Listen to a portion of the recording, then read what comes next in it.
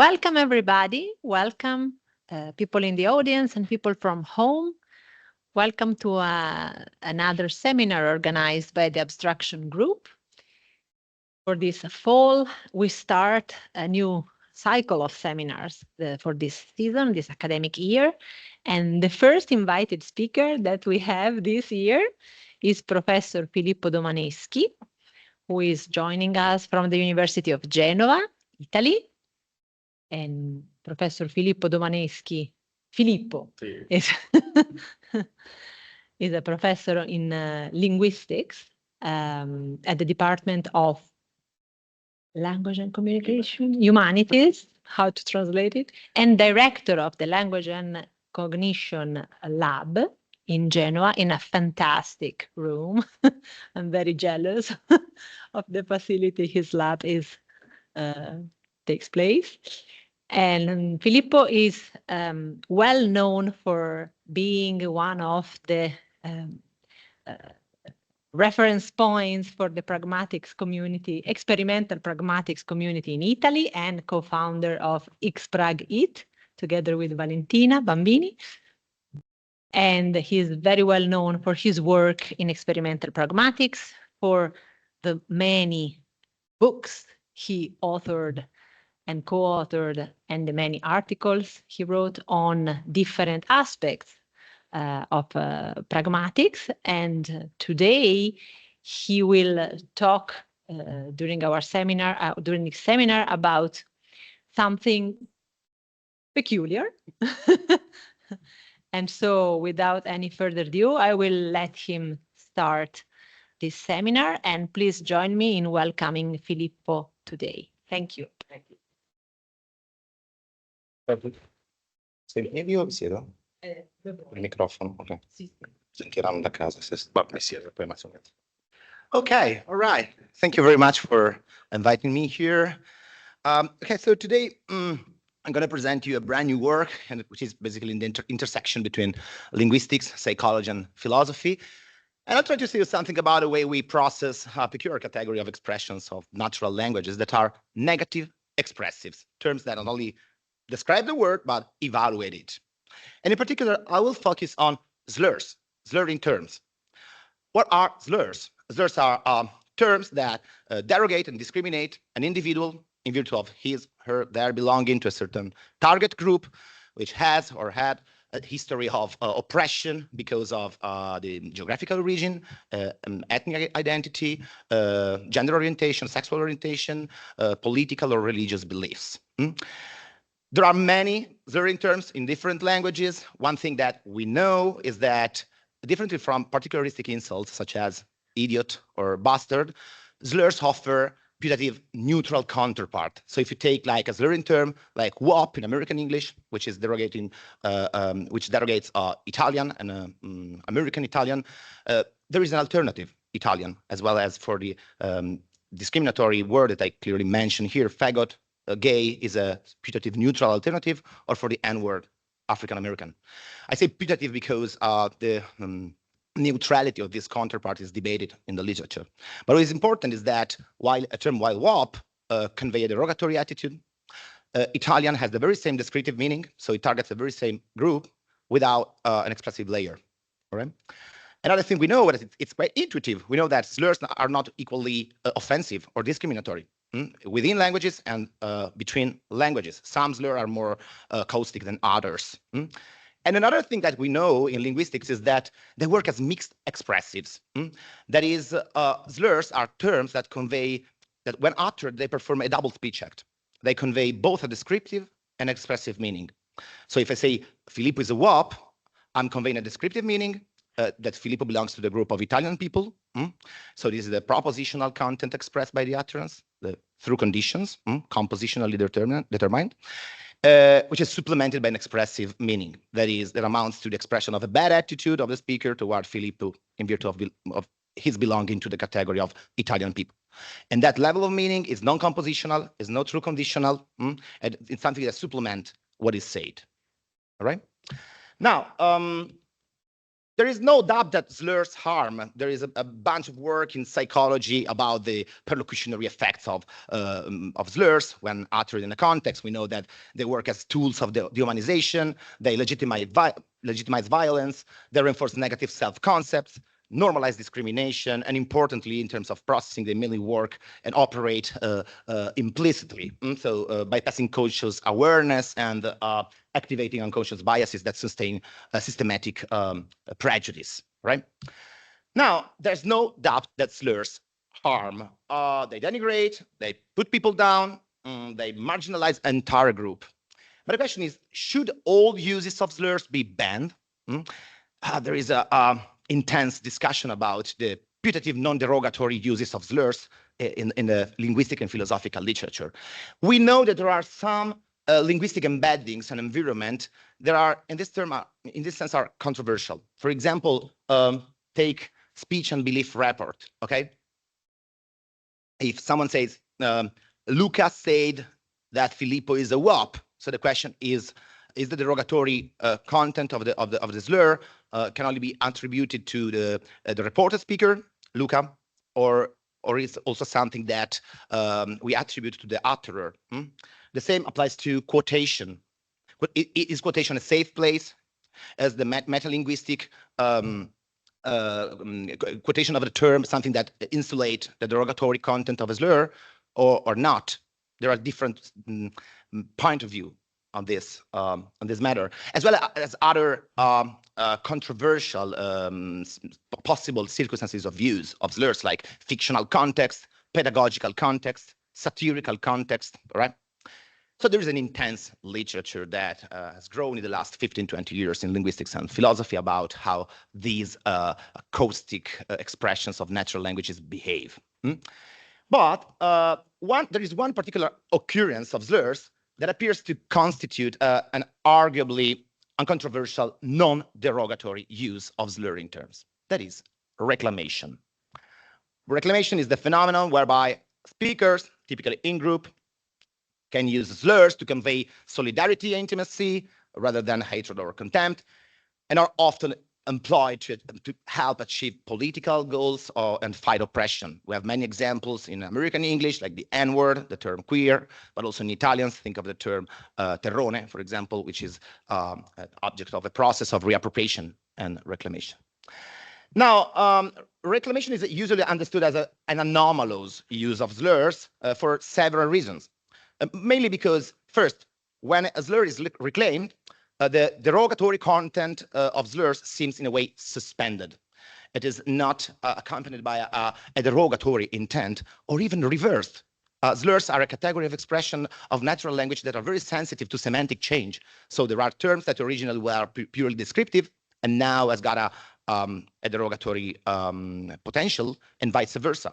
Think of the term queer, for example, which was originally a slurring term, a derogatory epithet, and now is partly or fully deprived of its derogatory import. And it's considered to be a purely descriptive term. So most scholars agree that reclaimed slurs are legitimate, but they reach this view offering distinct answer to some key questions and key issues. And the questions about reclamation in the both linguistic and philosophical literature are different and many. For example, about its nature. What does it mean to reclaim a slur? Its taxonomy.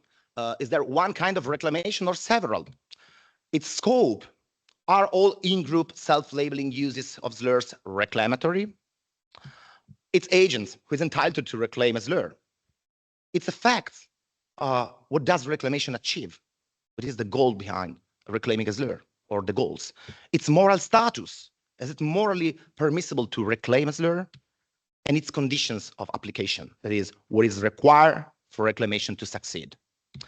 Now, so philosophical and linguistic work on reclamation mostly revolves around these few central questions, but today I want to focus on a more constitutive research question, that is, are reclamatory uses of slurs perceived as offensive?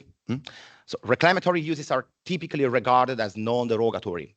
Does this entail that the sting of a slur entirely disappears in reclamation? And how might this be reflecting the way speakers process their use, right? Now, but when it comes down to it, experimental works in semantics and pragmatics actually only takes us part of the way. So far, it offers partial help in setting this question. And that's because at the moment, there's a dramatic lack of experiments on slurs in general, on their semantics and pragmatics, and on reclaimed slurs in particular. And what we have is mostly qualitative data coming from speech analysis, corpus data, and very few rating tasks. But that's just the surface. And more importantly, aside from very few recent work, mainly coming from social psychology, there's almost no research using online measures to investigate slurs that say something about how we process a slurring term while a sentence unfolds in online incremental language comprehension. Right. An interesting exception is provided by this work of Galinsky and colleagues of 2013, where in their experiment, participants were presented with a series of statements that were either self-referential or other referential, that is, self or other label statements. And these statements could include either they consider to be it a slur, the slur queer, so you're queer, I'm queer, or as control condition, the non-slurring counterpart LGBTQ+, or the descriptively opposed term, you're straight, I'm straight. And in the task, participants were basically asked to rate the negativeness of these sentences in the different experimental conditions in a 1 to 7 points Likert scale. And what I found was that while there was no significant difference in the case of the opposite term or the non-slurring counterpart, so LGBTQ+ and straight, the use of a slur was rated as significantly more acceptable in a self-referential use rather than in an other referential non-reclaimed use. Okay, so it was more acceptable to say I'm queer rather than you're queer. Okay, so these findings offer a first glimpse into how reclaimed slurs might be perceived or actually evaluated by the hearers. All right. Indeed, the study is a very seminal study, but it comes with some limitations. One is that they focus on one slurring term only, which is actually mostly a very conventionalized reclaimed slurs, probably not even a slur right now. And they also assume that self-labeling with a slur amounts to reclaiming it, which is experimentally speaking, methodologically speaking, a good solution, but on a very theoretical level, a controversial aspect that we can discuss later at some point.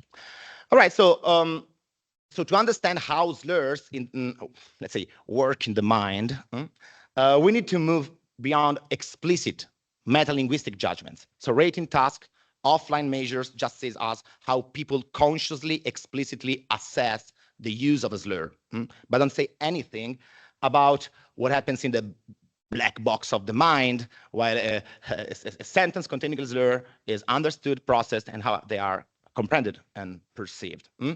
So that's where online measures come in, tools that tracks what's happening in real time as people actually process language, right? Is it everything clear? All right. And so, surprisingly, so far, no study has applied online techniques to slurs within pragmatic or linguistic frameworks. But the good news is that experimental pragmatics and semantics already offer powerful tools for methods to study how meaning, context, and inference are processed, and that's a perfect foundation to build on. And most importantly, using online measures is what allows us to ask the real question. That is the reduced offensiveness observed by, for example, Galinsky et al., just the result of a, let's say, post-hoc reasoning? Something like, okay, they wouldn't insult their own group, so this must be a reclaimed use of slurs, so it's something that we socially consider to be acceptable. Or does it reflect a genuine difference in how slurs are processed in real time when used in a reclaimed way?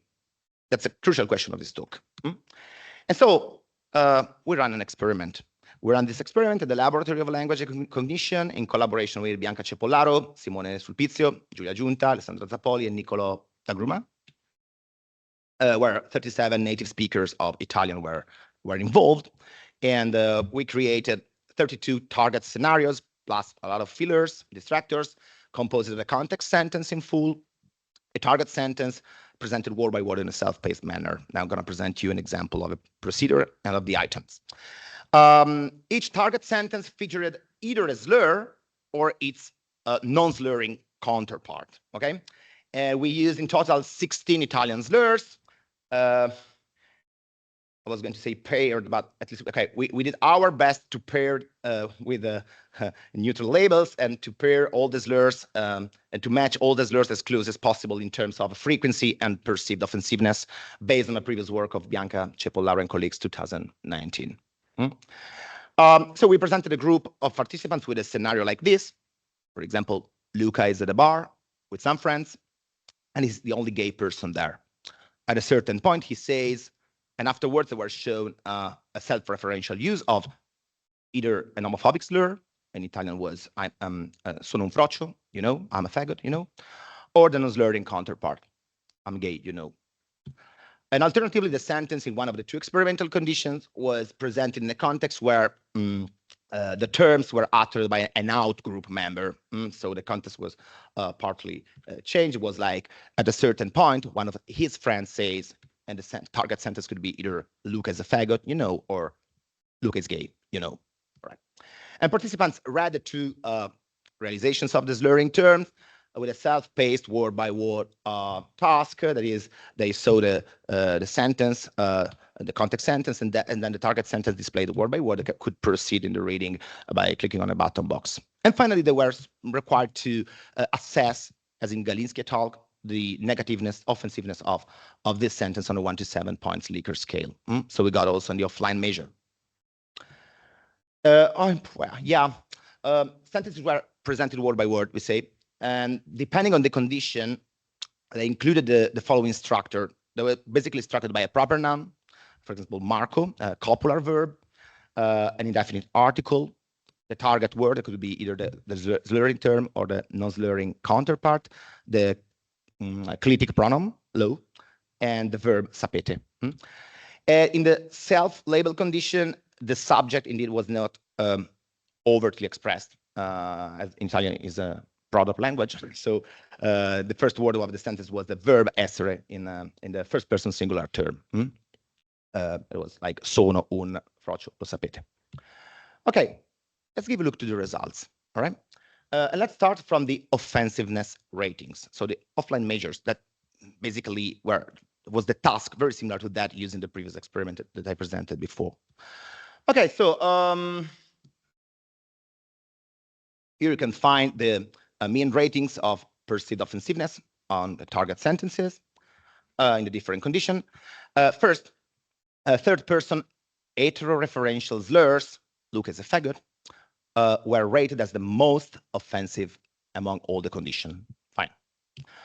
Followed by self-referential slurs, that were supposed to be the reclaimed ones, I'm a faggot, and third person non-slurring label that constituted a intermediate state of affair. And finally, self-referential neutral terms elicited the lowest offensiveness ratings overall. That was the main pattern. I mean, pattern of answers on the offline task, the rating task, which here you find the results concerning the word-by-word reading time, and I'm going to focus exactly on what happened on the critical region of the target word. That was either the slurring term or the no-slurring counterpart in the two conditions. And the first thing we noted was that, look, third-person slurs elicited the longest reading times on the target word, followed by self-referential slurs and third-person neutral counterparts, non-slurring counterparts, while self-referential neutral labels were read as the fastest. So the first thing that we noted is that, so an interesting observation was that the reading times closely mirror the offensiveness ratings. Wow, okay, so let's try to understand what these very preliminary data might suggest about how reclaimed slurs are processed and understood. Okay. Okay, now I'd like to move toward more speculative reflection on how these findings might impact certain aspects of theoretical model. But before, let me say something about the processing of slurs and how we expect, in light of these results, that slurring terms are processed in line language comprehension. Okay, so it's important to know that we're not claiming that reading times in general are a direct measure of perceived offensiveness. They are an index of increased cognitive cost, typically due to additional processing demands during online comprehension. However, we do have here promising basis for hypothesizing that variation in reading times in online language comprehension might partly reflect increased or reduced processing demands associated with a context that offline elicits different offensiveness ratings. With that in mind, there are two key takeaways that we start to unpack from these preliminary results. The first is a pejorative component clearly survives in self-referred slurs.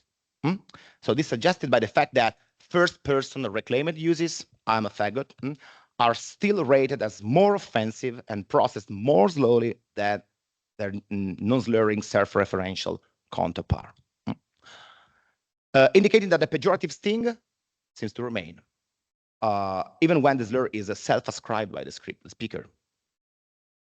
The second main result, main take-home message, is that the pejorative component of slurs appears to be attenuated when moving from third-person heteroreferential uses to first-person self-referential ones.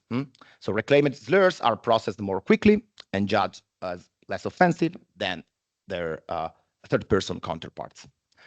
Okay, let's start with this second finding. It is the easiest one, okay? First-person reclaimed slurs are rated as less offensive than third-person uses, which clearly suggests that self-ascription plays a role in softening the perceived offensiveness.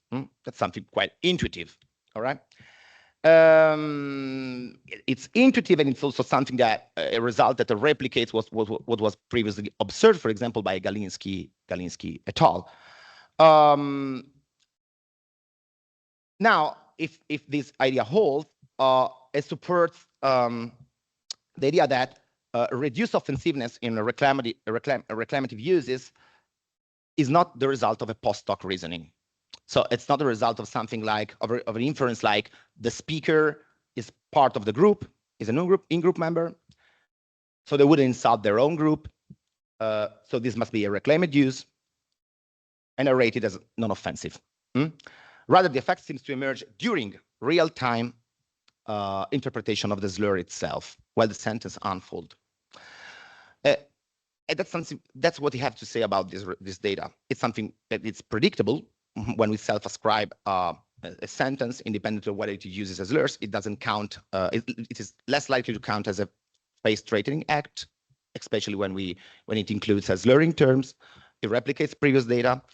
But these results looks, we think, interesting if we consider it in light of the second main effect that we observed. That is, in first-person self-referential uses, reclaimed slurs still retain a certain degree of pejorative sting. They are judged as less offensive than non-reclaimed third-person slurs, but not as inoffensive as a third-person uses of supposedly non-slurring label. So let's call it this not deleted but weakened effect further supports the idea that reclamation weakens but does not erase the pejorative potential of slurs. And this mirrors what has been observed in the case of indirect reports, for example, where the derogatory force of slurs is reduced, though it doesn't disappear entirely. There's this interesting work of Bianca Cepolaro and Simone Sulpizio from 2014, where they compared reported slurs in sentences like, for example, X has said that Y is a slur, and they confronted it with a direct reference like X is a slur, and they found that in this in first condition, the offensiveness ratings were decreased, but still they counted as more offensive than a sentence which contained a non-slurring label. All right, and this itself is, we think, a relevant result because it places reclamation within the broader category of supposedly non-derogatory uses of slurs, while also showing that it does not amount to a fully, let's say, vanilla or neutral use. They still count as potentially dangerous. Now, while this the first effect that reclamation softens the pejorative bite of slurs is not only intuitively plausible, as we said, but also backed by prior works like that of Galinsky. The second effect calls for a bit more attention. So how do we explain the fact that when reclaimed, slurs still convey this sting? They're still considered to be potentially caustic. And so the real question becomes, what's behind this lingering sting? What aspects of slurs meaning is doing the work here? What keeps some of that derogatory force alive, even in reclamation? When the slurs is reclaimed, especially in third-person uses. How do you explain it semantically?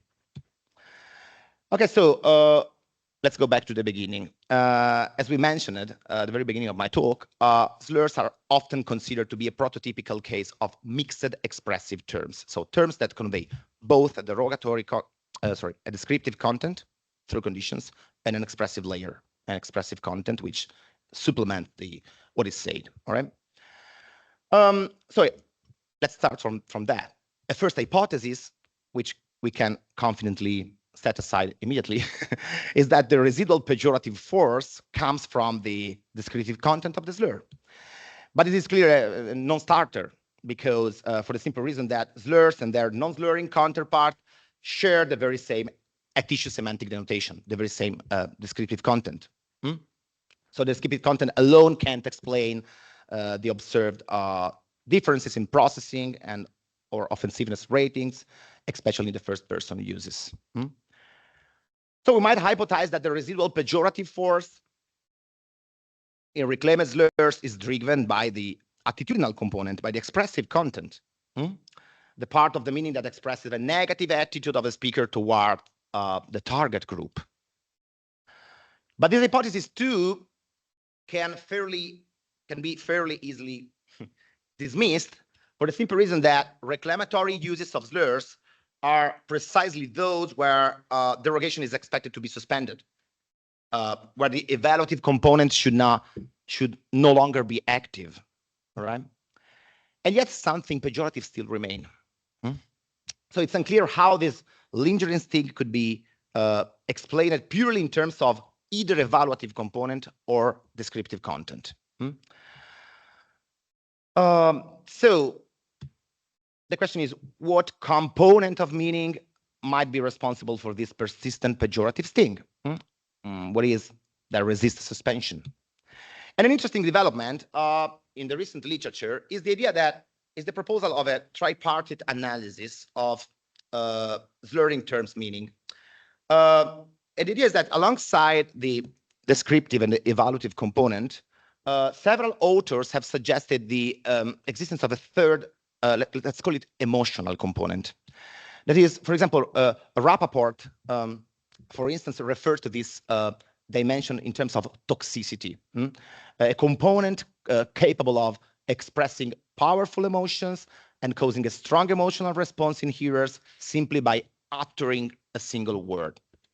Or along a similar line, for example, Cipollaro and Dessau, in a very recent paper, proposed the notion of coarseness. They say as an automatic emotional response that depends on the phonetic orthographic realization of the lexical item that does not rely on the speaker's values and is more tied to their awareness of which words are coarse terms in a language. So it has to be more about the meta-linguistic knowledge of the lexicon by the speakers, by the hearers. Also, McCready and Davis, and also more recently, Stonich and Lepore in a very recent book published last March, I think, titled "Inflammatory Language," it's linguistics and philosophy, speak of affectivity as the impact that arises from the invocational meaning of a term, a force triggered by the simple mention of the term, or more precisely, the mere perception of the word itself. So despite some minor differences, several authors converge on the idea that the phonological or orthographic realization of slurring terms can trigger, let's say, emotional responses in the hearers. And a plausible hypothesis then is that the persistence of a pejorative content in first-person reclaimed slurs may be partly due to the affective, toxic, coarse component of the word itself. So even when the word is used non-derogatorily, reclamatorily, hearers may still react by retaining part of the emotional shock that is typically associated with the standard offensive uses. And that said, coarseness, affectivity, toxicity, let's call it as you prefer, alone actually can't explain fully our results, because they wouldn't predict the first person versus third person's difference that we observe even with neutral labels. Remember that the third person or other referential uses of non-slurring terms like "you are gay" were considered to be more offensive than the first person self-referential uses of putative neutral terms. How do you explain that? So to account for the fact that offensiveness ratings drop not only from third person slurs to their reclaimed uses, but also from third person to first person uses of non-slurring labels. One hypothesis I'd like to explore, and I'm exploring actually, is that alongside the descriptive, the evaluative, and the affective component of slurs, there may be also a fourth dimension. I still don't know whether it has to do with the semantics of the term or has more to do with the theory of communication, but let's call it a social component. So in other words, what we are suggesting is that slurs carry the potential to threaten the target's social phase. This means that their use may count as a phrase-straightening act in the sense of classic politeness theory, a la Brown and Levinson, okay? So the hypothesis is that the social component is especially salient in slurring terms, which may explain why slurs, unlike non-slurring labels, are judged as and processed as more offensive or pragmatically costly. And the idea that an utterance containing a slur carries the higher potential to threaten the target social phase or the interlocutor's social phase is partly supported by some very, very preliminary findings from a pupillometry study that we have just conducted in our lab. Very briefly, pupillometry, I don't know whether you are confidential with it, but is a technique that measures changes in pupil size in response to stimuli, and is widely considered an index of cognitive effort associated with emotional arousal. All right. In a preliminary study based on 28, I think, participants, we used the very same stimuli and design as in our word-by-word reading task that I just presented. And we observe an interesting preliminary result. That is, here you can see the pupillometry plot with a pupil dilatation on the y-axis and the time on the x-axis, expressed in centiseconds following the stimulus onset. So the presentation of the target word being that the slurring term or the non-slurring label. So data were time locked on the target word. And in particular, we try to focus on two time windows. The first 100 centiseconds per second, so after the presentation of the target word, and the following 300 centiseconds. And what we observe in the first time window is a significant difference between first and third person conditions, regardless of whether the sentence contained a slur or its non-slurring counterpart. And specifically, third person utterances elicited stronger immediate emotional arousal response, independent of whether they contain the slurring term or the non-slurring term. So when participants process a third person utterance, they show a early arousal response upon encountering the epithet. Likely because being heteroreferential, the utterance carry the illocutionary force of a potential face-threatening act. As far as I say, you, whatever you say, that might signal a potential face-threatening act is coming. And this effect is not only observed in first-person conditions, regarding the use of the term, since the term itself, since the term is self-referential, it is not initially interpreted as threatening the listener face, even before its specific meaning is fully evaluated, even before realizing whether the speaker is using a slur or a non-slurring label. But when we move to the second time window, we see a different pattern.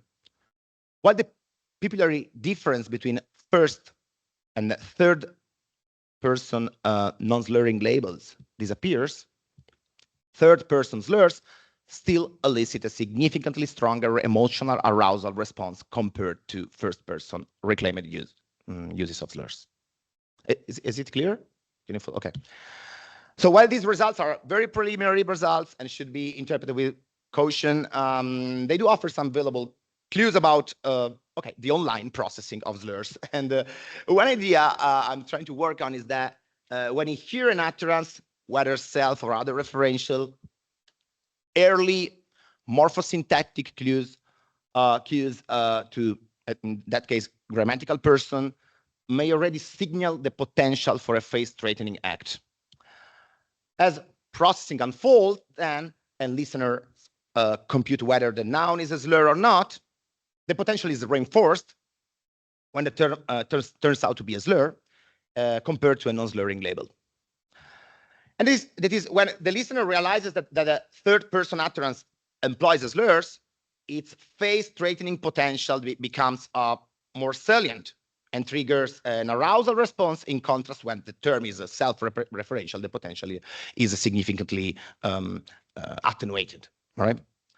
Okay, so this interpretation, again, preliminary, tentative, based on very fresh data, seems to suggest that slurs, unlike merely descriptive terms, encode also or at least, yeah, I want to be more cautious about that. Either encode a social component or play a communicative function that contribute to their face-threatening force and face-threatening potential. Now, very few words about how these data impact on the theory. While most of the considerations so far have aimed at offering a descriptive and psycholinguistic hypothesis about how slurs are processed during online language comprehension, okay, allow me to take some very few minutes to reflect on the possible impact, if there is any, that these findings may have on theories of reclamation. And in particular, I'd like to focus on the main effect we observe, that is, in reclaimed slurs, the pejorative component is clearly reduced, but not entirely deleted. Okay, that not weakened, but not deleted effect. Okay, so it's important to know that in linguistics and also in philosophy of language, while many theories have attempted to characterize the nature of the derogatory component of slurs, there are a lot of theories try to account for the expressive component of slurs in terms of conventional implicatures, presuppositions, also conversational implicatures. We currently lack a full-fledged theory of reclamation, and more specifically, models that are able to predict how slurs are perceived in reclaimed uses and based on explicit theoretical assumptions. And broadly speaking, we might say that current theories fall into two main groups. Some hold that reclaimed uses retain a residual pejorative component, while others claim that reclamatory fully neutralizes it. All right. Focusing on the first view, our data clearly seem to support the idea that a pejorative sting persists, as we said, in reclaimed uses, aligning with those theories that predict some residual derogatory force of even after reclamation of slurring terms. For example, Rappaport writes, in cases of appropriation, it's arguable that a slur can retain its toxicity, despite shifting in its conventional use, and such cases may certainly be justifiable. So our finding seems to, in a way, resonate this view, suggesting that reclamation does not entirely eliminate the slur's pejorative force. And that said, these theories lack a clear account of how, and more importantly, why the pejorative effect diminishes in reclaimed uses. So it's not that they are unable to explain it, but they haven't yet fully addressed this aspect within their framework. On the other side, there are approaches such as that of Ricci 2007 that seems to predict exactly the opposite. That is, namely, that the pejorative component in reclaimed uses disappears entirely. For example, Ricci defends an indexical account of slurs, according to which reclaimed slurs acquire a fully positive, or she also says a laudable meaning in reclaimed context of use. And in particular, Ricci argues that reclaimed slurs are polysemos. That is, each slur has two distinct lexical entries, disambiguated by the context, depending on whether the use is derogatory or reclaimed. In reclaimed uses, the slur embedded plural first-person indexicals like we. So when we say when, for example, WAP is used in with a reclamatory intent, it conveys the information that we Italians are laudable. The same applies to all the other slurring terms. But even in this case, while the model could in principle be adjusted to account for the decrease of inoffensiveness, it doesn't offer an explanation for the complete disappearance of the slur's pejorative potential. So the key question becomes, again, which theories best predict this intermediate effect, this not deleted by weakened effect? And the answer may be most theories would require some adjustment. None of them explicitly predict it, but some contains elements that point in that direction. And there are, in fact, two theoretical models that already seems to predict this kind of intermediate effect. One is the echoic theory of slurs. Let me very briefly, in a relevant theory, echoic uses are hold that the echoic theory, more in general, which was originally developed to account for ironic uses, actually, holds that speakers can communicate attitudes by echoing and distancing themselves from attributed thoughts or social voices. Now, that's what happens, for example, with ironic uses. When I say A, but I mean not A, I'm echoing the perspective of a person who would utter a sentence like A to distance from that perspective, echoing that, distancing from that, and generating the ironic effect. All right.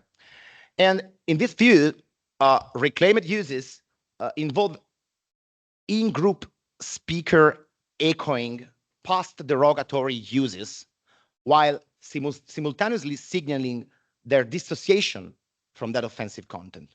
Okay, so it's a similar procedure. And therefore, the use of a slur in this perspective is the reclaimed uses of a slur in this perspective is dissociative. The speaker signals that they do not endorse the derogatory perspective being echoed.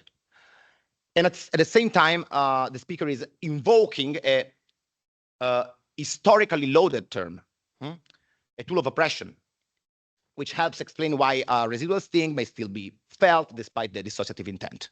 And this dual move, dissociation from the derogatory perspective, yet invocation of a historically loaded term, may offer a better explanation than other model of our in-between effect. Okay, but very last attempt, but probably the model that arguably aligns most closely with our data is the one proposed by Bronsema in a very seminal paper of 2004, where he or she, I don't know, actually outlines three core goals of reclamation. Okay, that are value reversal, which involves shifting the meaning from pejorative to positive, as in the case of a term like, for example, beach being reappropriated for empowerment.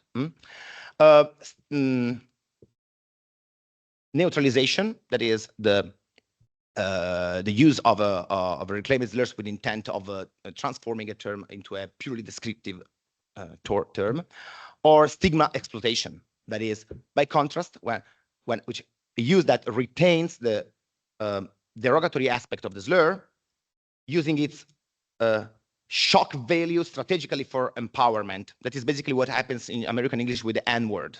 That every time you use that, you invoke the shock of using that word for exploiting the stigma. All right.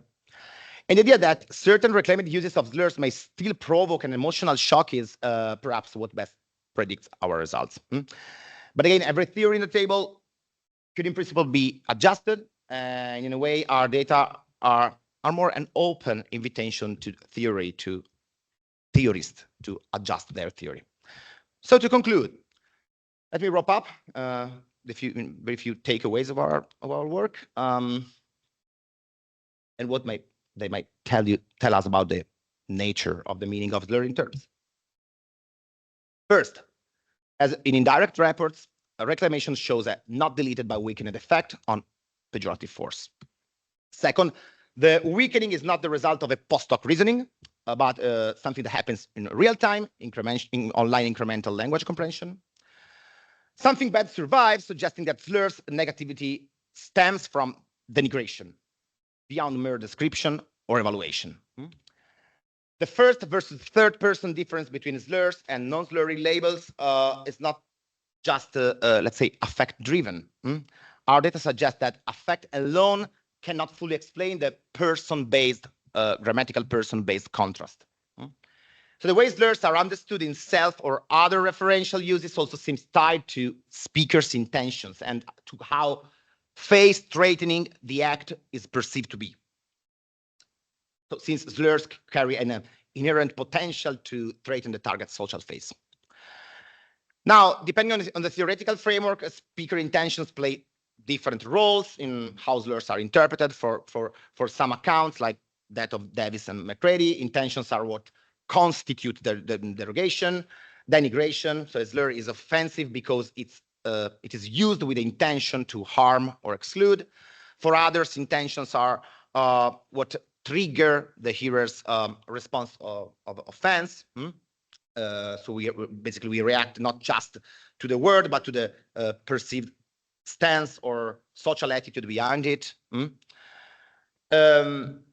So different theories, in short, locate speaker's intention at different points of the interpretative process. But overall, the main take-home message of this work is directed at theorists.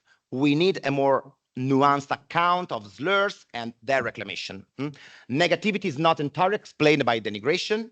Our findings suggest that offense emerges from a complex interplay between lexical, pragmatic, and social and affective components, and theorists of meaning should be equipped to handle that complexity. Thank you. Thank you.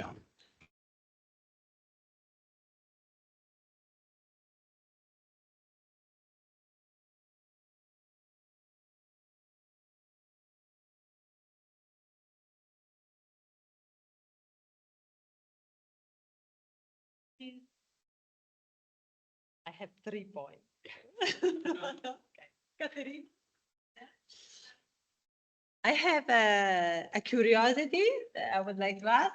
So who were the participants in your experiment, and did they identify as members of the categories to which this slur? That's relevant. Right? Because it's one thing is to read a sentence like, I am a faggot, and being heterosexual, one thing. So I was wondering whether you have any thought of that on the social demographics of the participants reading. The participants indeed were university students. But did you ask in the No, we didn't control for participant social identity, but that's something we are supposed to do, and we mean to do in a follow-up work. About a potential reply to this worry is that if you remember, in our experiment, we involved for the first time 16 different slurring terms tied, which involve very different potential target social groups.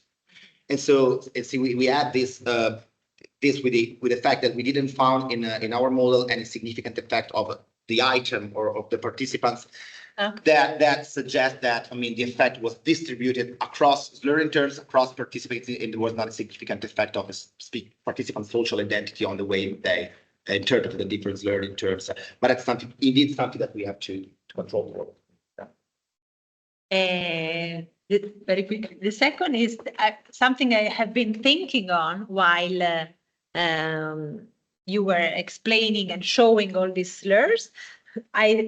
A thought that I had is that the slurry meaning of a word is often an extension of a more concrete original term, like a term that had a concrete literal meaning, like bitch is a dog, or faggot, it means meatball. And then extended the meaning into this new slurry meaning. I was just, thinking whether one could also reason or reflect on the fact that these slurs are often metaphorical extensions, or more abstract extension of originally concrete meaning. And one of the things that could help to reclaim the slur would be maybe to concretize. Whoa, very nice point. Yeah. Could be interesting. No. It's a relevant point. I don't have particular intuition on slurring terms in particular, but there are similar works on particularistic insults. For instance, that this work of Penny Paxson, which it was a decision task where participants were required to determine whether a word that appeared on the screen was an insult or not. And then one of the conditions that they manipulated was the concreteness or abstractness of the insult. And what they found was that the concrete insults were more likely to be recognized faster than the others. Okay, so there might be an effect also of this because most of the insults are metaphors. Exactly. And so there might be also an effect, which is more psycholinguistic component that would be investigated. Well, yeah. I'm less inclined to think that fact may be observed on slurring terms too, because most of the insults are metaphors. For the case of slurs, I mean, they have typically have a very complex linguistic history behind them. So there are.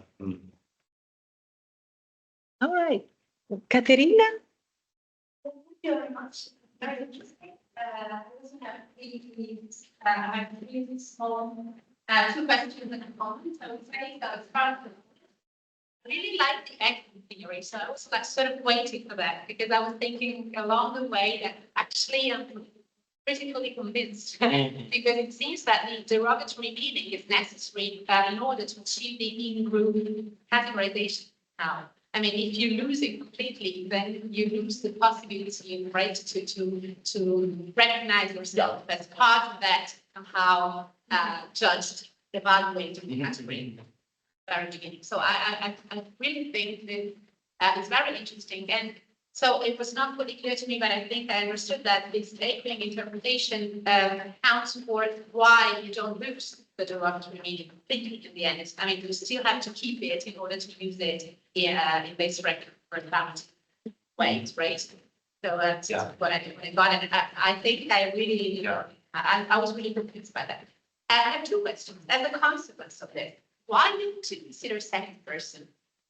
So, because I mean, speech after participants and face threatening acts stopped now from especially face threatening acts, right?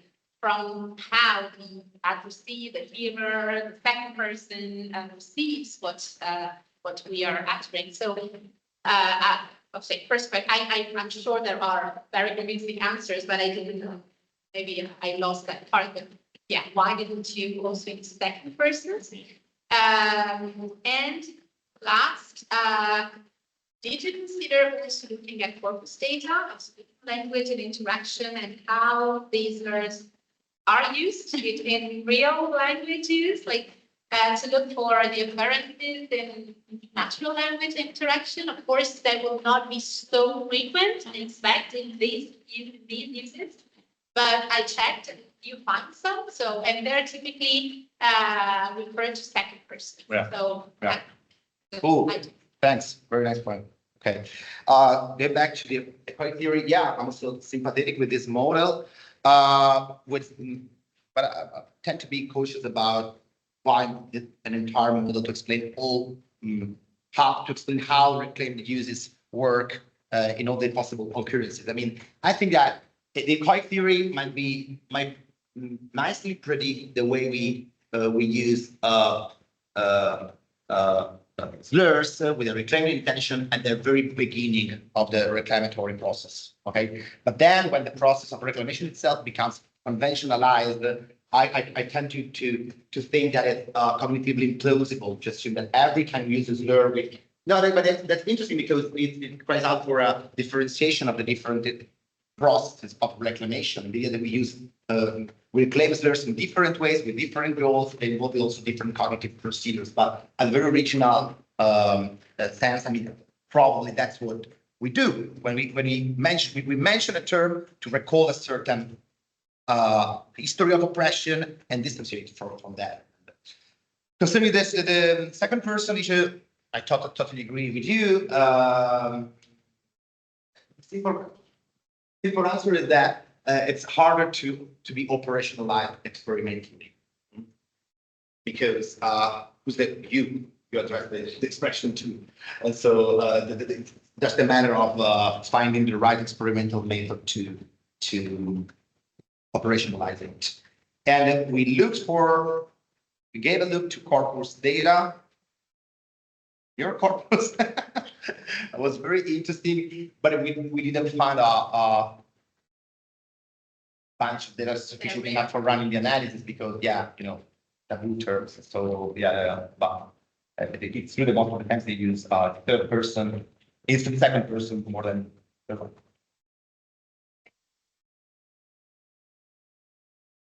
Thank you very much for that. Very interesting. I have a technical question. I think that because the effect is quite clear, the only thing I was wondering for the self-paced reading, that in context, you already have the same word that is after. So maybe it's just like, I think that the main effect about the difference of the morphosyntactic level explains a lot. I was just wondering, so it explains that it's consistent, but it was like you already saw this expression, so it could be like that also you are more expected because you're already. Very good point. That you touched a hot issue of the mostly used experimental method in experimental pragmatics. That is, this is a widely used experimental paradigm. A widely used way to manipulate contextual information to assess how a contextual manipulation impacts on the process of a sentence. For example, that's widely used also for studying, for example, presupposition, okay, where you evaluate how a presupposing sentence like tomatoes given out smoking, and in previous context, either you provide the information or you provide a supporting context. And a typical objection to that sort of method is, yeah, but what you're observing of the sentence might be just the priming effect. Okay, it's just, and that's true. That's something we have to cope with. But a possible answer to this objection is that in that case, even if it was into the sand, some priming effect, still we found the main effect of the cognition slurring versus not slurring. Yeah, absolutely. I was thinking that maybe just to be stronger, like to be also there, like we know that Luca has coming out in the past weeks. So you already triggered this idea, but you did not use the same idea. And then I was looking at the examples that we of them easily do. They just like it's not like that because of course I think that also self-paced reading will be a part. Well, another kind of experiment is the less evident. For a self-paced reading, of course, you go faster. Yeah. But it was very interesting, especially this difference that you perceive when you say something and it's outside the group or in group. So I think that there is also a lot of literature that we studied on different contexts in which you see how you use more abstract and simple words when you refer to the out group and different when you refer to the in group. So it's really nice because I think it's not so studied for the long-term system. Or not, just. Well, then let me thank again Filippo for this seminar. Very interesting topic. Thank you again. And thank you to all the participants, also from home. Thank you very much. And thank you, everybody. And see you tomorrow for Veronica's Repetti's seminar. Thank you. Bye.